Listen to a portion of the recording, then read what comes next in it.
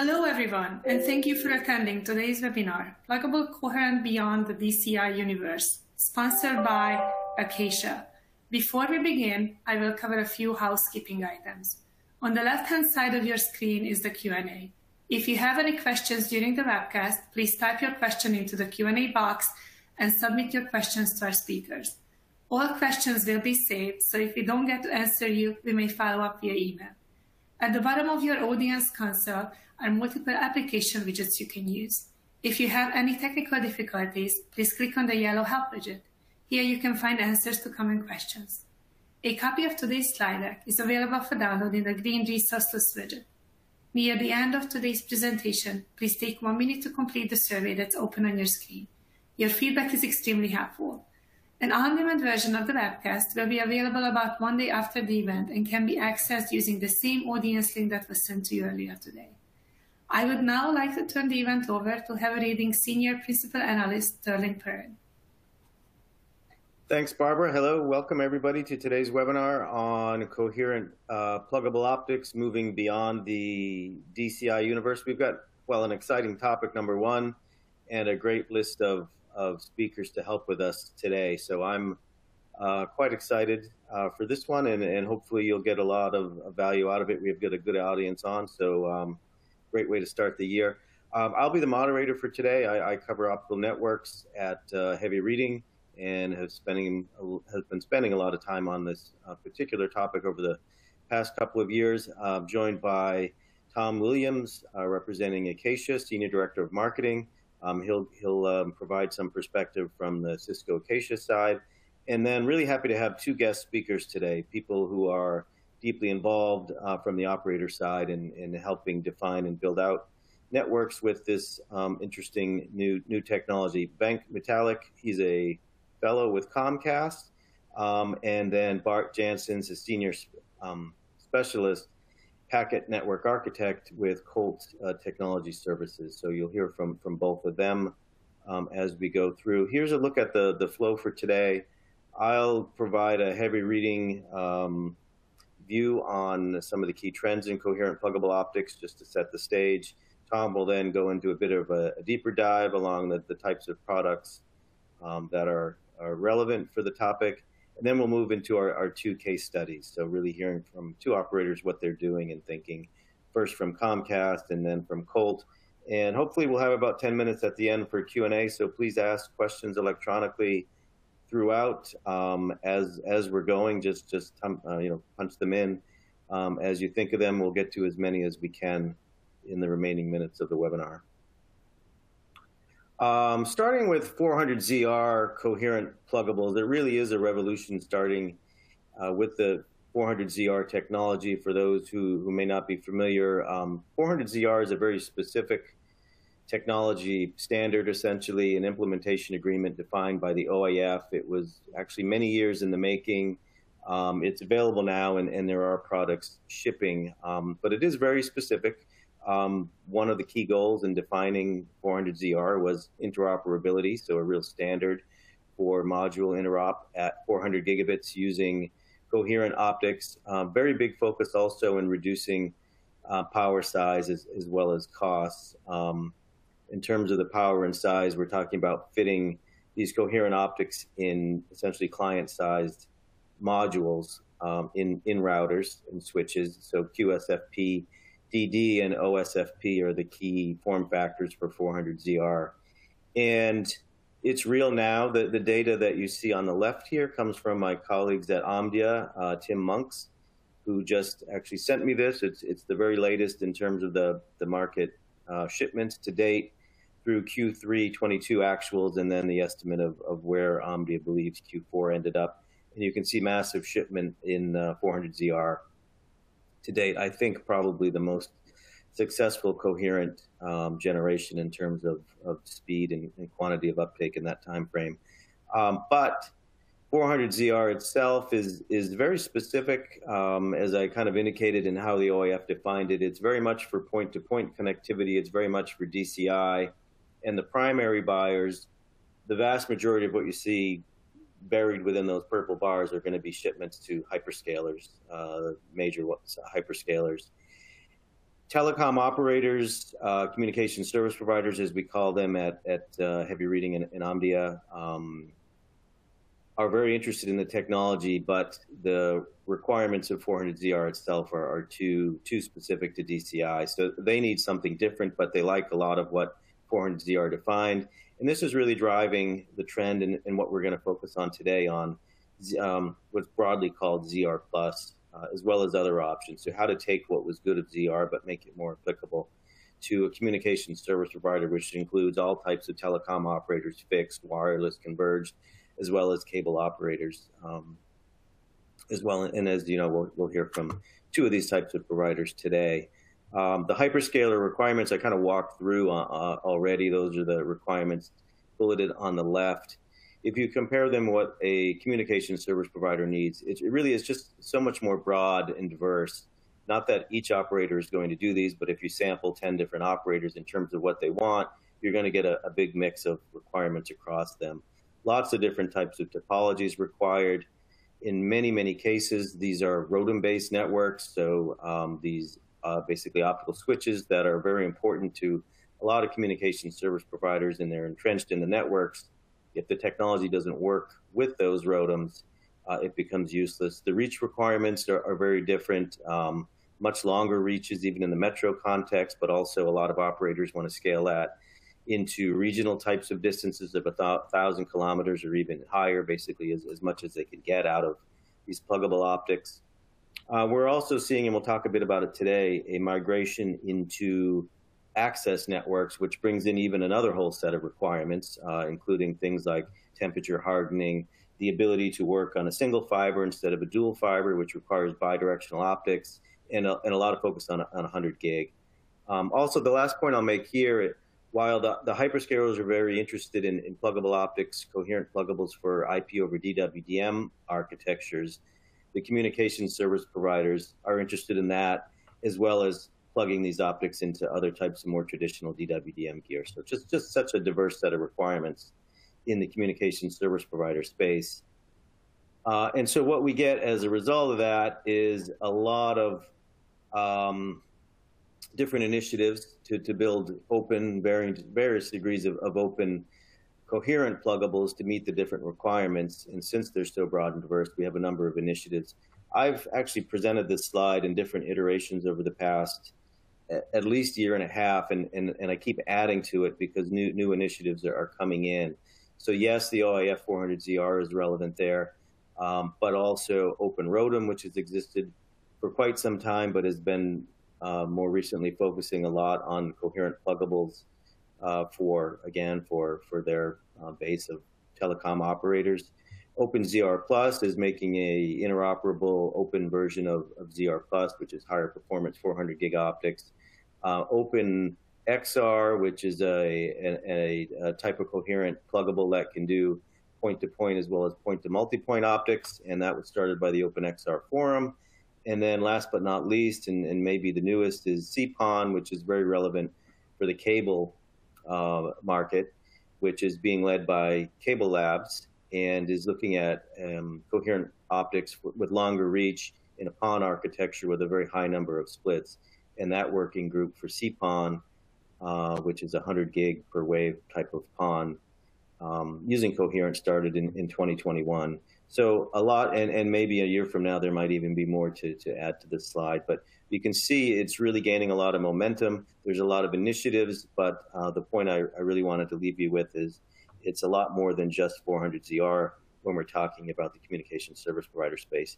That's really what we're going to go into a lot of detail over the next hour. And so with that, let me hand things over to Tom to provide exactly some of that detail. Tom, welcome, and let me turn things over to you. Great, thanks, Sterling, and appreciate everybody's time here and the opportunity to walk through some of this. I'm going to talk a bit about some of the specific products and how this product family, the generation, has evolved, and really show the focus. I think everyone knows about 400ZR and ZR+ in the DCI use case, but show how we've kind of expanded the applications that can be addressed without without putting a burden on that DCI use case that is very very key to the volume as a volume driver in the market. So kind of looking at where all of this started, as I'm sure everyone knows, it started in that DCI use case, OIF really being the place that kicked all of this off, and identifying that there was an opportunity in this generation to strike that ideal balance. So on one hand, we saw that there was an opportunity to bring the power of a coherent interface down into something that could fit into the same form factors as client optics and go into a router interface.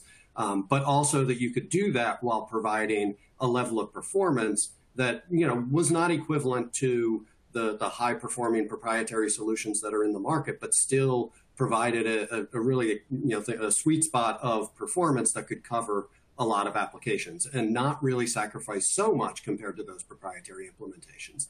And so, if you look at earlier coherent standardization, it often left a lot on the table in terms of performance and often came out late. The timing aspect was critical here, where the work on this standardization started early enough so that vendors could get it implemented in their devices and kind of hit the market at the right time with these interoperable solutions. And all of those things kind of coming together. So all of that started in the DCI use case, and for good reason. Right? There's a lot of volume in those applications and a lot of early volume. So as Sterling said, the early part of the market has really ramped with those DCI use cases. That there's a reason why that gets so much attention. But what we're seeing today is the fact that we're able to take that technology and leverage it then across a bunch of other applications. We will talk about different modules in our portfolio that allow us to leverage this technology and really broaden the use case and satisfy a bunch of other network applications. And then that's what our case studies will walk through, some of how they're being used. And all of this is done leveraging a high degree of common component technology. Right, we're really utilizing that same component technology. I'll talk a little bit about how we do that, but it's allowed us to not only do that DCI use case, but service provider applications, whether that is point-to-point or ROADM-based applications, access networks. We'll talk about some of the custom configurations and requirements for access networks, campus and enterprise applications, and even space applications, all looking at leveraging this technology. So, we looked through. Sterling showed I think 5 different efforts that have been done. In this generation, I think the last 2 of his 5 are sort of other standardization of pluggable standards that are being worked for different applications. But within this generation of what we've developed, there's really 3 key standards. So it started with the OIF, as Sterling said, very limited scope, 400 gig Ethernet, 400 gig line side, right? Nothing complex in terms of multiplexing functionality or anything like that. Very simple DCI architecture. And then what happened is the service provider market looked and said, well, we'd like to be able to leverage that technology as well, but there's some additional requirements. And that service provider market wasn't as sensitive to being in a form factor that could go into client optics. So CFP2 form factor in a transponder platform was a viable alternative in that service provider market. And so that drove the solutions that, higher coding gain, moving to OFEC, ability to multiplex 100 gig signals into 400 gig, but also supporting line rates of 2, 3, and 400 gig, right? Just a much more flexible solution and designed with optical specifications that were targeting ROADM architectures, right? So a much more flexible solution that could address the service provider requirements. And then that led to something, OpenZR Plus was started. I'm actually co-chair of the OpenZR Plus MSA. And the reason why we did that was because there was this natural in-between solution that would take advantage of some of those multiplexing functionality, different line rates, the higher coding gain, but was still focused on an Ethernet application and really targeting a router-based solution. And that's That's really where the OpenZR Plus MSA came from. And, it really was striking a balance of really a lot of functionality that once you had both 400ZR and Open ROADM, it seemed intuitive that a lot of vendors would have these other modes. And it was just value to the industry to say, why don't we all get together and define them in a way so that they'll be interoperable? And so that's what we did in the OpenZR Plus MSA. Moving to the product portfolio and how the products we develop map to some of these applications. It all started with the 400ZR and OpenZR Plus, which are targeted predominantly toward the DCI use case. OpenZR Plus certainly can be used in more of a ROADM, but as we'll get forward, we now have better solutions that are still leveraging the OpenZR Plus protocol that can address that. So, starting the initial adoption, the initial ramp, the fastest solutions that can be operationalized as quickly as possible are these DCI use cases, and that's where we've seen the early volume in the market.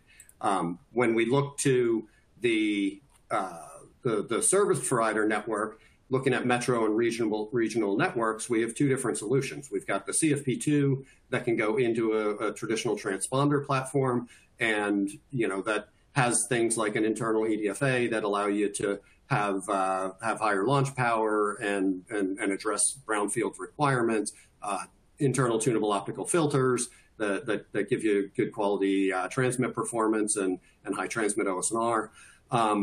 And then we have what we call our Bright 400ZR Plus that actually takes a lot of that functionality or most of that functionality and puts it into a QSFP-DD and allows us to address many of those same applications in a router-based optics. And so that's why I say the Bright module is still using OpenZR Plus protocol, but from an optical perspective, it's better suited toward the ROADM networks that need that better transmitter performance.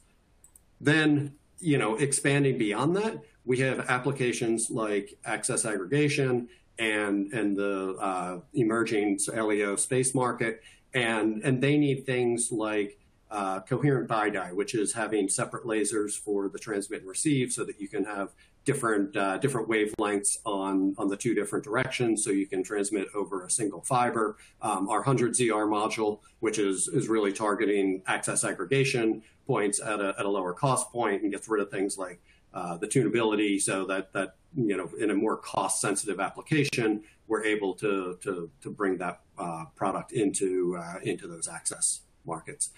And then we have our 400 gig ER1, which is a 40-kilometer interface that is really kind of doing campus and enterprise interconnect. So really what's turned out from, what started as just 400ZR expanding into a wide range of products in a broad portfolio.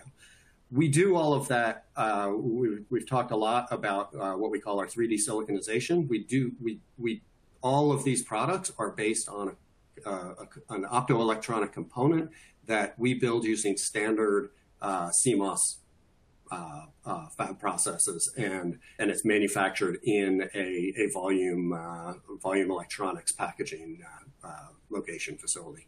And so we're able to do that in a way that is highly scalable, and all these other applications then are leveraging all of the benefits of this common volume that's being driven across the range of applications. And so we really think it's the way to fully take advantage of the capabilities of silicon, not just being able to do silicon photonics, but really leveraging the benefits. And it helps not only in terms of the scalability, it's better from a reliability perspective, it's better from a signal integrity perspective. It really gives us a lot of advantages in the ways that we build these parts.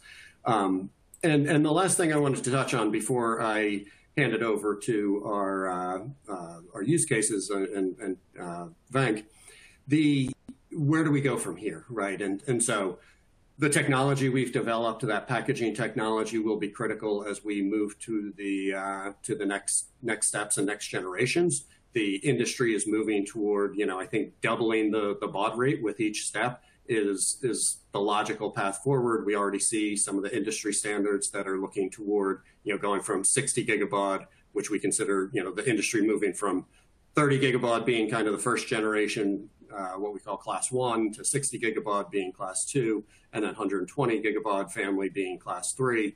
And that's where things are going in the next generation standardization.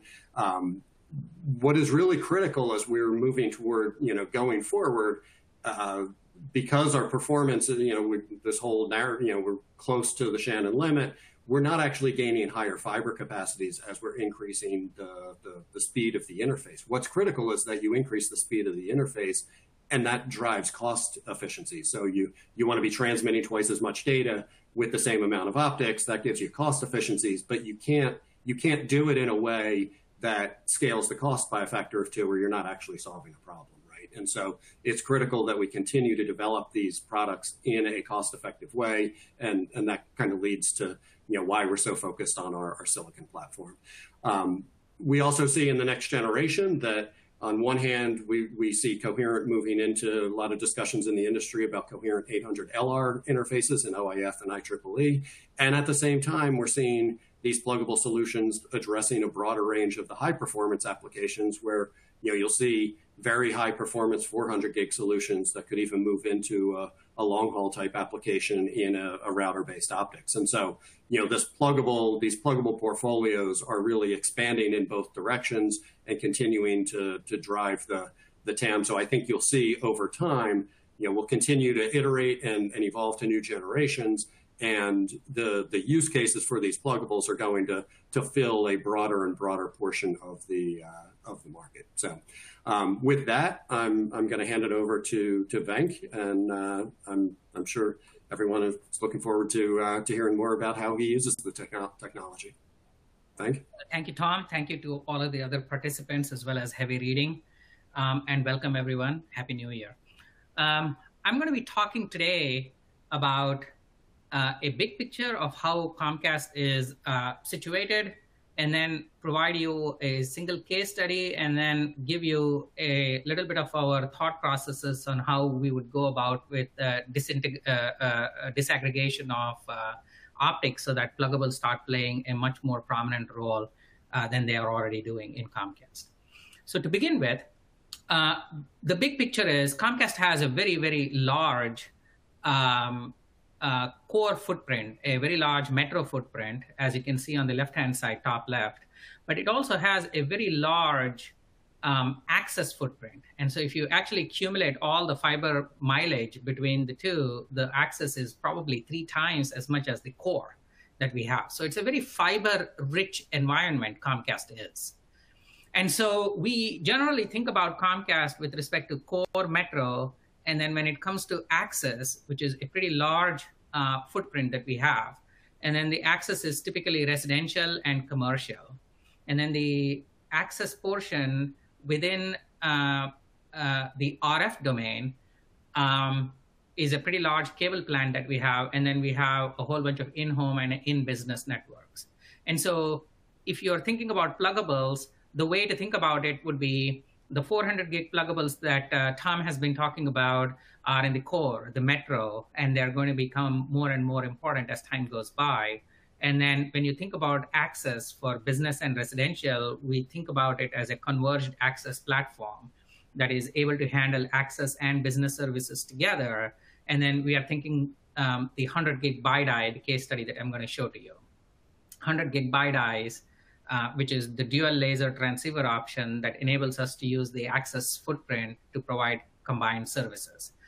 And in the RF domain there, Comcast is at the leading edge with respect to what is called as full duplex access. This is the innovation where you will have RF signals going on both sides of the bidirectionally on the same RF cable, which is going to significantly give higher and higher amount of capacity, but it's all fed by the fiber access plant that is connected to it. And in-home and in-business networks, we have a large number of Metro E and cell backhaul type of CPEs, and all of them need optics, and most of them need pluggable optics in them. as well as cable modems, which is more a silicon-based RF device that is lighting up the houses and residences as we go. All in all, we have about 65 million passings. It's a pretty large network. And when we look at how we began this large network, believe it or not, it began as 28 separate networks because these are all fed by acquisitions. These are fed by organic growth. And then over a period of time, very quickly, we moved into a 2-fiber national backbone. And then we connected up all the 28 metro areas. And so these 28 metro areas then got a standardized set of services. And so between 2005 to 2013, we had all kinds of intensity modulation and then a slow entry into Coherent, right? So we had the 10 gig, the 40 gig, the 100 gig. And then we were primarily using the transponders and ROADMs. And then by around 2015, we had moved into FlexGrid. And then that is where we were still using transponders, the 100 gig, 400 gig. Some of them moved to 800, but these are all transponder and ROADM based. Recently, we have now started moving into the pluggables. And at each time, we are looking for innovations, right? So when we move into technology, it's either because we are trying to improve performance reach, and so there is an innovation associated with it, and you can see the steady increase, the C-band, the L-band, that we are activating, the different kinds of ROADMs and the switching positions that we are activating there. But the main thing is all of the performance together doesn't help us if we don't have an appropriate amount of reliability and a reduction in the critical infrastructure. So we can do more with less in the large number of hubs and secondary headends that we have. And then finally, we're always very careful about network automation, fault location, fault detection. How do we, in the cases where we do have interruptions, how do we bring them back very quickly? And one of the things that I want to share with you in this picture again is if you look at that internet, the backbone, the metro, all of the internet flows into backbone only through our own sites at the carrier hotels where we are connected to. But from the backbone all the way up to all of these access networks, the entire plant is under one leadership in Comcast. And up until now, the leadership was separated between backbone metro and then access was a separate thing. But now all of it is under one leadership under our chief network officer. And so what happens now is there is a lot of cross-pollination of ideas that are happening. So and then we also have a very robust DCI presence, and we have a very robust fiber to the home presence. And so when you connect all of these, which are under single leadership, there is a very significant amount of cross-pollination that has been happening within Comcast right now, so that the Coherent technology is moving more and more into the access domain where it had not moved before. And the access domain presents different types of challenges, and that is the case study that I'm going to be presenting in this one slide. So if you look at the if you look at the spot on the top right, the topmost coherent optic that you can see is a single laser coherent optics, which is a very, very common standard where you have coherent optics that is using the same laser for the receiving and the transmitting operations, for the heterodyning, homodyning of the received signals as well. But it always requires two fibers. And so there is a fiber that sends the received signals. It is received at the other end, and then it is transmitted at the other end, and the two lasers lock onto each other. And it is really great when you have a pair of fibers, kind of like in a backbone or a metro application where we are able to dedicate a pair of fibers and it is fully loaded. It becomes much more difficult when you do it in access domain, isn't it? Because the access domain is characterized by fiber that had been laid a long time back, and we are now needing to make do with the fiber assets that are available to us. And so typically the standard within Comcast has always been to use a single fiber strand in the access domain.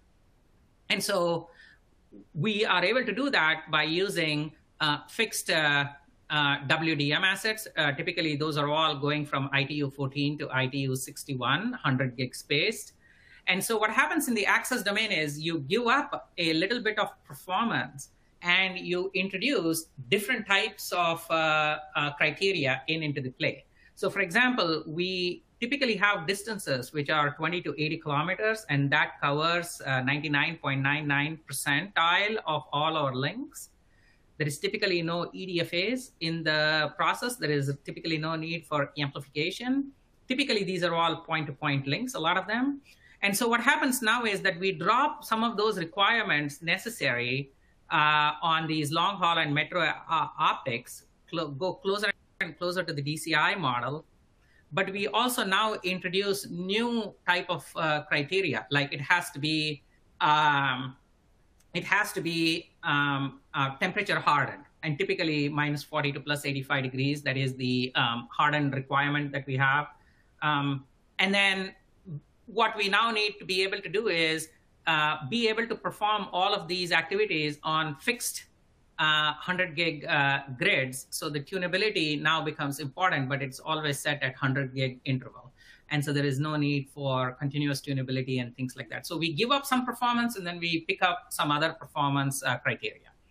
So on the left-hand side, you see a very important case that we always are working towards. So what we have now is all of our 100 gig optics have a fairly wide bandwidth. And so they are able to transmit signals all the way from 10 gig and less to 100 gig and even 400 gig with 60 gigabaud worth of transmission. And so what happens now is in the same 100 gig grid that we are able to accommodate 10 gig optics, we also now accommodate 100 gig optics. And so we have coherent mux ponders because it's the first entry step towards optics for us. And so the coherent mux ponders with today we are using 100 gig CFP2 BiDi devices. At some point in time, these will migrate to QSFP-DDs, just like the technology has been migrating.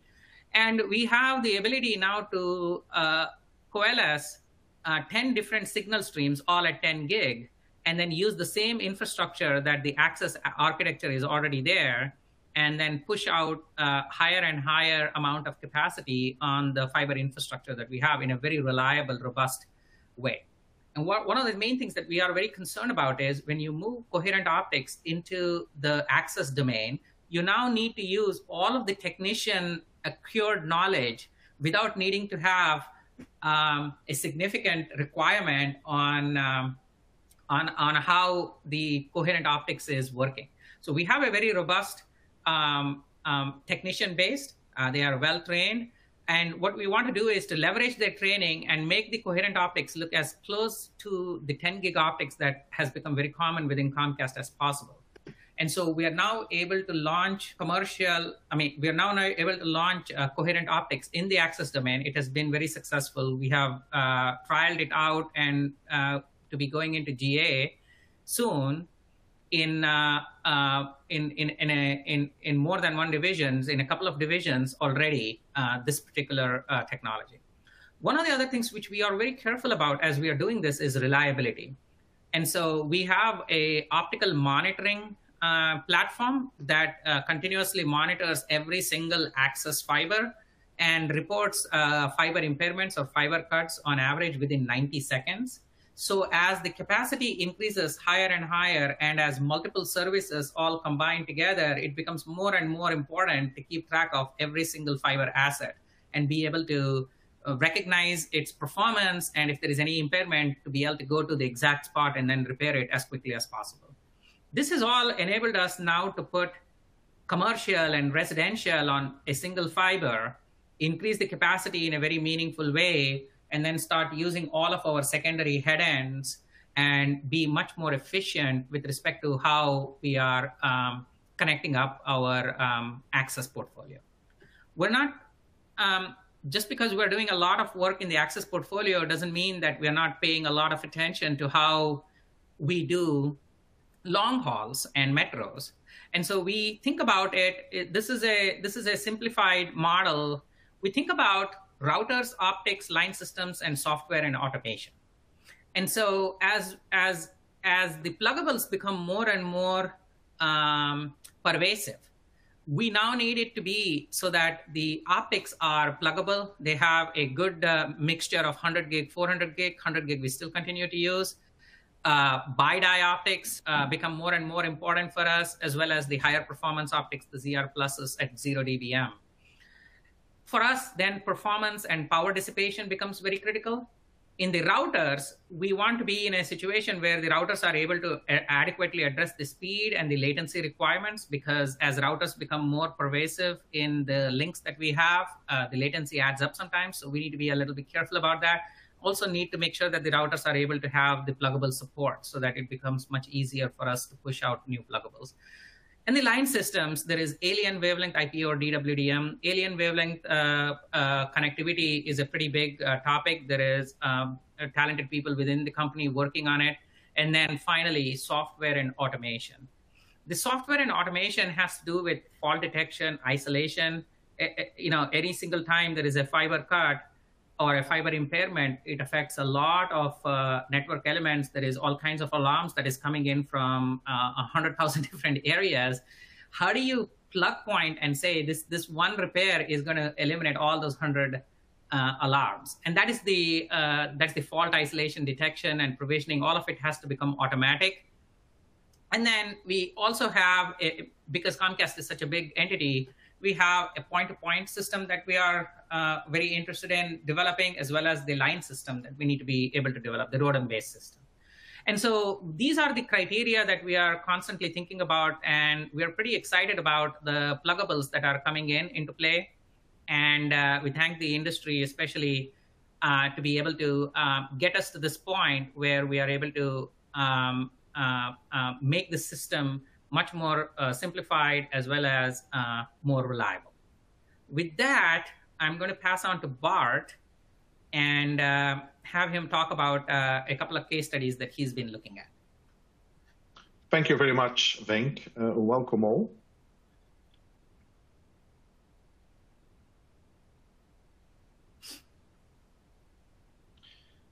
So in my session today, I will be talking as a packet architect why coherent 400 gig pluggables are a vital piece of our next generation packet networks. Before I do that, a few quick words on Colt. Colt is a business-only digital infrastructure provider covering 32 countries, 212 cities. And recently, we've passed the 1,000 data centers connected globally, including 29,000 connected buildings using own fiber. We offer, as a business service provider, the full portfolio from dark fiber up to optical, Ethernet IP, clouds, and SD-WAN. And what is key for the session today is we are doing that with two greenfield networks, an optical and a packet one, which we've constructed in the last 5 years. And they are connecting all of Europe into North America and as well APAC. And the one I will be covering today is the packet piece, which is a greenfield Cisco network using segment routing and EVPN. So when we look as a business service provider at the market, what we are seeing as the main trend is the need to be able to consume traditional services cloud-like. Really on-demand consumption from our business customers without limitations on the bandwidth they are consuming between endpoints, when, where, how. They want full flexibility. And this is driven by two things. The historical thing, which is never ending, the need for more bandwidth, driven by well-known transitions to SD-WAN, the hybrid working, the growth, never-ending growth of content, traffic engineering use cases which are coming to the mix, but also a lot of innovation in 5G IoT, which is driving all of this, more bandwidth, but as well more coverage to consume it. And the most important piece is it has to be cloud-like consumption, which is posing a lot of challenges on the underlay and overlay infrastructure. Before we dive into the technicalities, a few quick words on the topology I will be discussing. So the picture you see here was our initial build, where you have typically in the metro access routers, all connected on 100 gig. serving last mile fiber to a customer building with the CP, or also direct connectivity. We have the AG, so-called aggregation layer, which is mainly interconnecting traffic between all the data centers. So typically 3-4 data centers on a 100 gig MPLS access ring. And then we had a traditional core using the traditional PPE routers, in our case, ESR9Ks, so well known, to bring traffic from A to B. When we look at the needs to do intent-based services, that could be low latency using Flex Algo, customers wanting to have the real-time low latency of the moment between endpoints. It could be use case like, I want ad hoc default IGP 100 gig connectivity for 1 week during a major event, let's say a football event. Diversity, disjointness to any of those services, so traffic engineering, which, as you can see, spreads traffic all over the place within your core. And as well, scaling up internet access ad hoc from 1 gig, 10 gig, 100 gig and above when business demands it. So this is posing a lot of challenges for service providers. How can we address this, making this cloud-like service consumption-wise? And that means we have to tackle 3 major challenges. We have to find the right technology to scale up to be able to fulfill this never-ending bandwidth growth, meaning denser silicon, denser pizza boxes, allowing you to switch terabits of traffic. At the same time, we have to think about costs. We need to keep costs under control. And at the same time as well, we need to see how can we prevent power and rack space growth goes through the roof while the network is growing, driven by all the demand use cases. Next, we have to see how do we transport those packets. As I was mentioning, Colt is connecting over 1,000 data centers. That means it's a huge challenge to guarantee that ad hoc between any of those endpoints, we can provide all these intent use cases.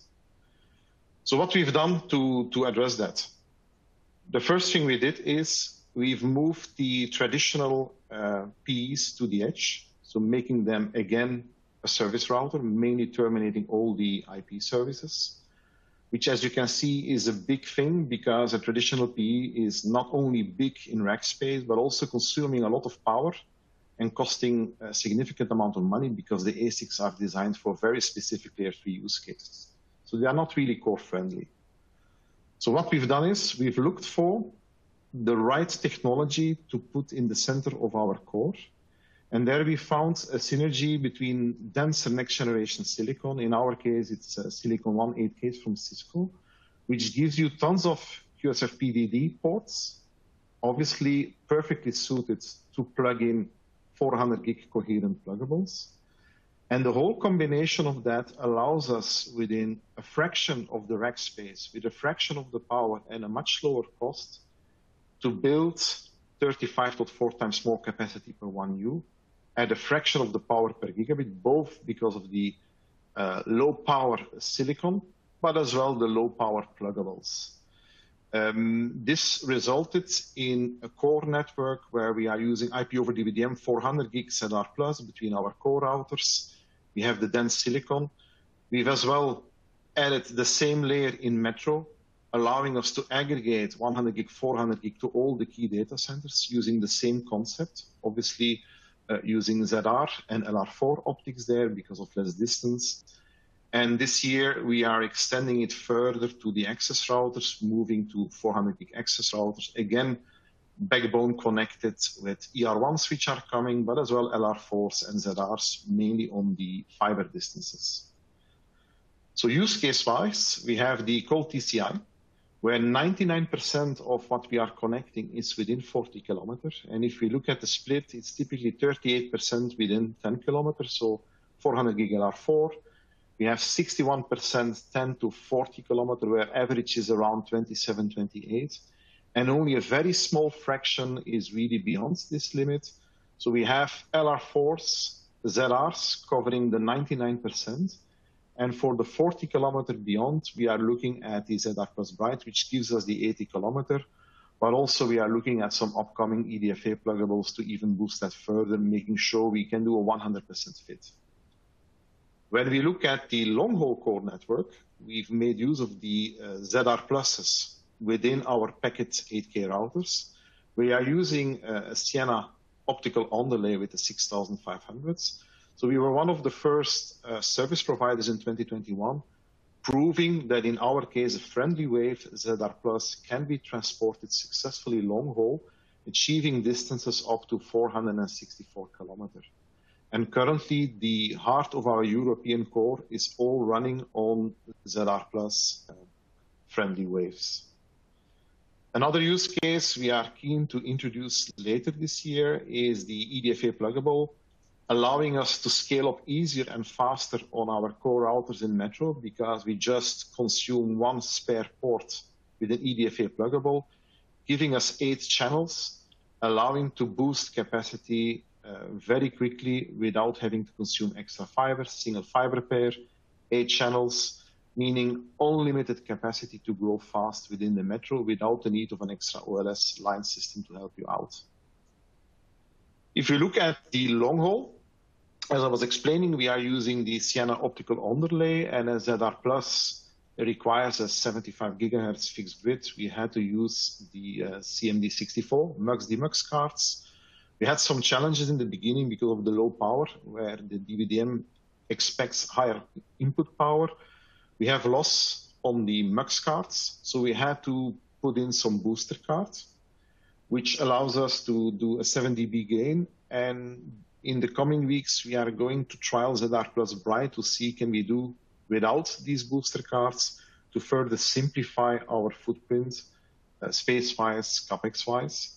And ultimately, with ZR Plus coming, ZR Plus coming next year, we expect that on the continent, we will be able to cover all distances on our core using friendly wave ZR++ as our real driver to keep the core growing.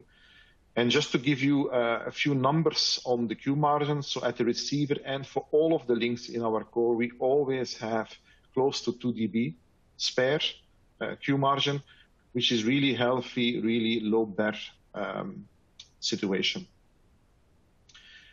So in 2021, we built this topology in Europe. The red links are all running ZR+, and you can see the various distances we are covering. Since then, we've expanded into other regions in Europe. We've expanded within Metro as well, using ZR and LR4. And for us, the 400 gig pluggables are driving the growth for Colt and our customers forward in every future expansion we are doing. Mainly because it has really some key benefits. And if you look at the KPIs, why this makes sense. So on one end, we have next generation silicon, which gives you a ton of bandwidth in a small form factor at a fraction of the cost versus previous router generations. Combining that with low power, high capacity, coherent pluggables, we were able to reduce our core transport costs with 69% capex wise. And just to put things in perspective, a friendly wave ZR Plus cost capex wise for the traditional OLS equivalent is 67% more capex friendly. So those two together make a clear win financially, but it's not only financially. We see as well on the environmental part, we are removing our rack space and power double digits, 97%, 95%, by pushing all of the capacity in 1U, 2U pizza boxes, which is good for the environment, but also good for our wallet because, as I was telling, we are connecting over 1,000 data centers, third-party data centers, so rack space and power, on average, to give an idea, is between $500 and $1,000 globally per year for a 1U rack space, including power. And to end my session, what is really amazing is the transition on capex spending, where in the previous world, before the coherent pluggables and then silicon came in, the initial spend on building a network was all day one on very expensive routers. And you had 70%, which was mainly representing the pluggables, which were typically gray pluggables into the OLS, typically the 100 gigs and so on. But your initial spend was all about the capex for the routers. Where if we look today, It's the other way around. We have now terabits dense silicon at a fraction of the previous router cost. And now it's all success driven. You have business, you grow, you just plug in more pluggables and scale up your network to meet the never ending customer growth. And this is where I end my session. Thank you. Excellent. Thanks, Bart, and also Venk and Tom. Great presentations. And we do have some time left for Q&A, so let's get right into it. We've got some already in, but for the audience, if you have questions, now is definitely the time to ask them, and we'll get to what we can in the next 10 minutes. Where to start? I guess, Venk, for you, the 400 ZR versus the 400 ZR Plus.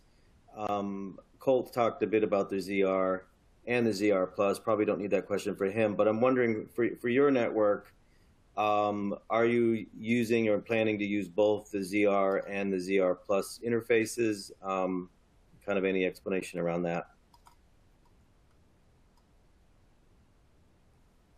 Was talking to me. Sorry. Yes. Yep. So the current thinking within Comcast is for long hauls and pluggables, we are camped out at 400 gig. And we are going to be using the ZR Plus 0 DBM devices, because there is a pretty good desire for us to be able to not plug the optics right into a ROADM. So, what happens is when you have ZR pluses and then you have pluggables, the reach is also dictated by the number of modems that you have. So there is a chromatic dispersion limit, but then there is also a limit that each one of these ROADMs reduces the signal to noise ratio. So there is a desire to enhance that reach by not needing to have a set of routers going into the line system right away. So our desire is to go with the ZR plus the 0 DVM, what Tom would call ZR Bright, ZR plus Bright. That's the entity that we are going to go with. All right, excellent. Bart, actually, just for you, I know you've talked about the ZR and the ZR plus. Can you just give a quick, short definition? When you say ZR plus plus, what exactly is that? Well, when we talk about ZR plus plus, this is really the new generation we are expecting from vendors to come, allowing us to cover distances beyond 500 kilometers, so typically aiming at spans of up to 1,100 kilometers, obviously increasing the baud rate and frequency. So this is like products which are not yet on the market, but we are expecting them from Acacia and others. And this is where we see the future going, because that means every single link on the continent, we can use friendly waves, cost efficiently and scalable. All right, excellent. Thanks for that. Tom, for you, it actually came in through my presentation. I can add to it as well, but I'll put it to you since you're the one making these products. The question is, what exactly makes 400 ZR applicable only to point-to-point links? And then they say, besides the fact that it has a fixed reach and capacity, I think maybe the fixed reach is the issue. But do you want to elaborate on that, the 400 ZR specifically for point-to-point? Sure. It's not that you couldn't use a 400 ZR in a ROADM application, but the scope of OIF's 400 ZR was very specifically just looking at point-to-point, and in fact, it was intentional that OIF did not try to take on some of that other functionality. So the things that make some of the other solutions more capable of addressing the ROADM applications are the multiplexing capabilities, the multiple different line rates, the higher, Bright having a higher launch power and higher performing transmitter. So all of these things, when you look at the market today and say, if I'm trying to apply this technology to a ROADM application, you're more likely to pick one of the other solutions. So today, looking at the entire portfolio, it's unlikely that someone would take the 400 ZR and choose that to address a ROADM application. Okay. Great. And I'm going to jump around because a lot of them are coming in and I can't really put much of an order to it. So apologies. But jumping to Venk, this one was also specific to your talk, if you're able to address it. For the access network, they are wondering what is the percent that uses the less than 400 kilometer reach? 400 or 40, did you think? 40, I'm sorry, less than 40 kilometers. Sorry, yeah. Sorry. Yeah, so the access, so I published a paper, I think last year, where we actually went in and did a systematic study of all the access fibers that we have. And I think 99.9 percentile, I think, of the physical link is less than 40 kilometers. I say that, and then I published the paper, and the next day I got a design request for like 120 kilometers. So the 99 percentile, or the 99.9 percentile that I talk about is the standard when we actually do the analysis. That's what it comes in. But there will always be a few outliers. And the outliers come about because a couple of the hubs were collapsed, or some of the secondaries were collapsed, and now the fiber needs to go straight through those secondaries that did not exist before. And so those are the kinds of things. But we feel very good about it. But of course, you need to keep track of the fact that we are using fixed add-drop multiplexers. So there is an insertion loss associated with those that you need to keep in account as well. Good question. All right, excellent. Yeah, go ahead. Thanks for that detail. Question for Bart, if you can answer it again. If not, you're certainly free to pass. But somebody is wondering, since you provided a good amount of detail about your architecture, do you run into any concerns with how much you can populate, in this case, the 802.01s, with the ZR plus optics, specifically heat dissipation? That is kind of a broader question that I get about populating some of these systems with the higher, specifically the ZR plus optics. Is that an issue, something that Colt worries about? It's a valid question, and in the first generation of this product, there were some concerns. There was also version 2 coming out, addressing some of these issues.